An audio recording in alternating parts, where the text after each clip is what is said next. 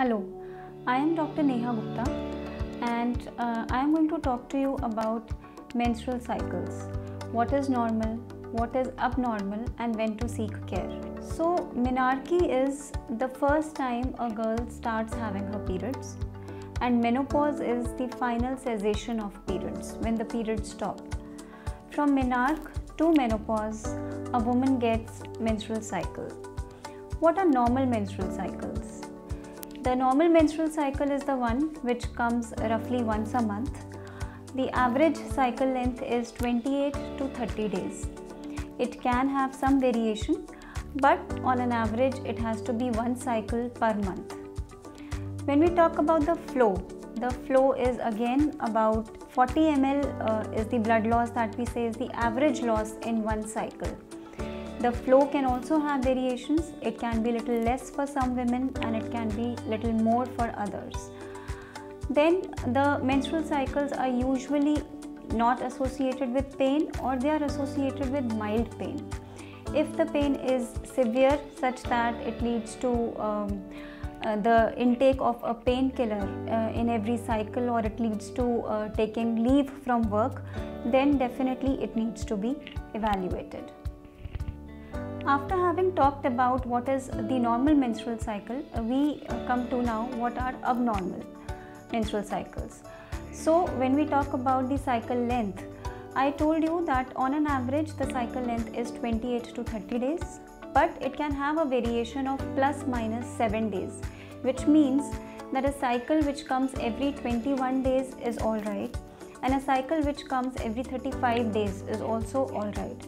But if somebody is having very frequent cycles, say twice in a month, the cycle is coming at an interval of less than every 21 days, or if the cycles are coming at a very long time interval, say the lady is having cycle once in 2 months, the cycle interval is more than every 35 days, then these could indicate some underlying problem and they need to be evaluated.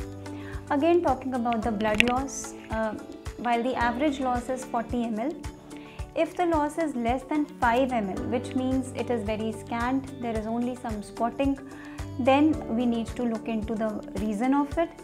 And if the flow is very heavy, usually if we come to quantify it, it is more than 80 ml, or if the flow is associated with the passage of clots, or if the flow is heavy in any quantity which makes the lady feel very lethargic or very weak, or it leads to anemia in the lady, then we call it as a heavy menstrual bleeding, and it is a serious condition which must be evaluated.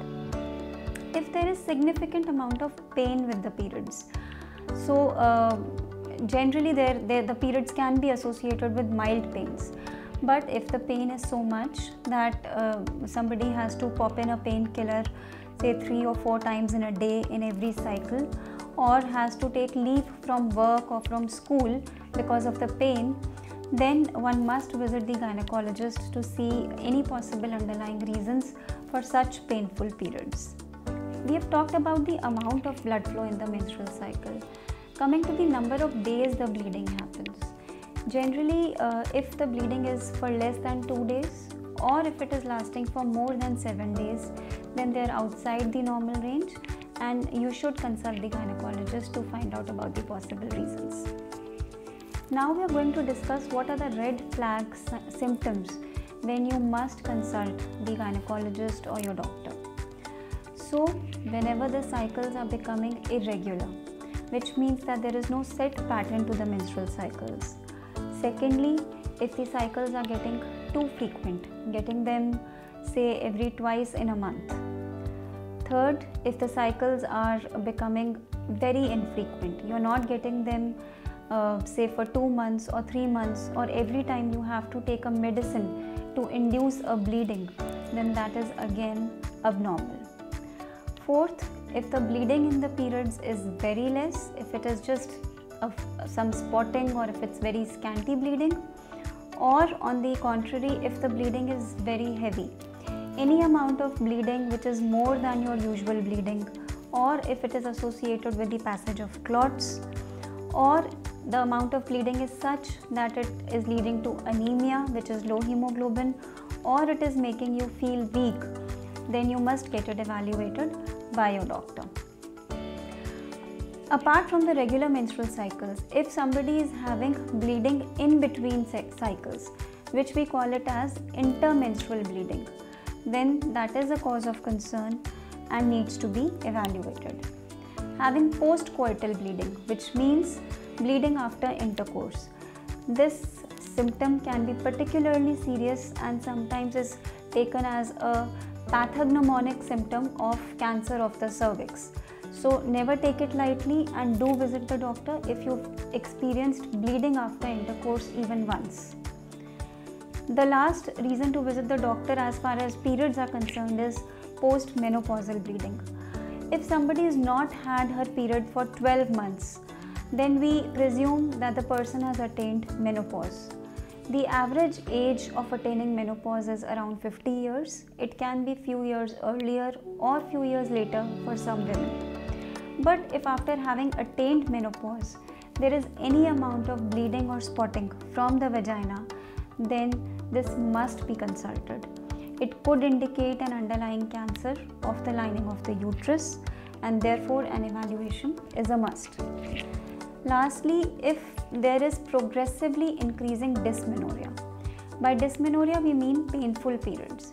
So if the periods are becoming increasingly more painful, then you must visit the doctor to find out about the possible underlying reasons. Now we are going to talk about the possible causes of abnormalities with periods. Period abnormalities are fairly common. They are very commonly encountered in gynae OPDs. Some of the common reasons of these period abnormalities are: first is an hormonal imbalance.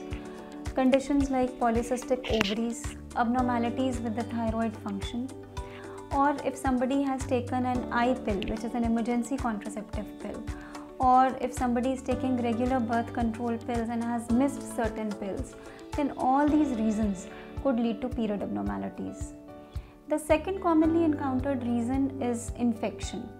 Any infection of the genital tract, an infection of the vagina or of the cervix, or an infection in the lining of the uterus can lead to irregular periods or heavy periods as well. The third reason is the presence of a lesion in the reproductive tract. So we've all heard about fibroids, जिसको common language में बच्चेदानी की रसौली भी कहा जाता है. Presence of these fibroids or polyps, which are nothing but an overgrowth of the lining of the uterus, the presence of these lesions, the presence of a cyst in the ovary, यानी अंडेदानी में अगर कोई रसौली है, so all these lesions can also lead to period abnormalities. Of course, in the young girls, adolescent girls who have just started their periods can be irregular, they can be heavy, but if they are very heavy, then we always look into the presence of some bleeding abnormalities in these young girls as a common cause of period abnormality. And then of course in the older age group, cancers is what we have to always exclude. Any cancer of the cervix or cancer of the lining of the uterus can also present as a period abnormality. What are the treatment options available for treating period problems? So when we talk about treatment, we have to take a lot of factors into consideration. What is the period abnormality? What is the underlying reason, if there is any? What is the age of the woman? And what are her future reproductive options?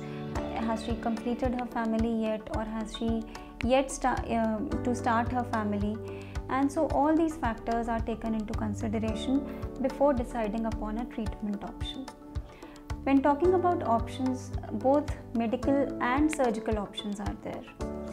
Medicines usually include hormonal medications like the birth control pills, which are commonly prescribed in a cyclical fashion to take care of the period irregularities. Also, there are devices such as the Mirena, which is a hormone impregnated device like the copper T, but instead of containing copper, this device contains the hormone, and this is fitted inside the uterus, and it's an excellent modality to take care of heavy and painful periods. It is so good that it helps to avoid hysterectomy in many women. Then talking about the surgical options. So if there is a fibroid or a polyp which is sitting there and it has been diagnosed on the ultrasound scan, then these polyps can be removed and the fibroids can also be removed surgically.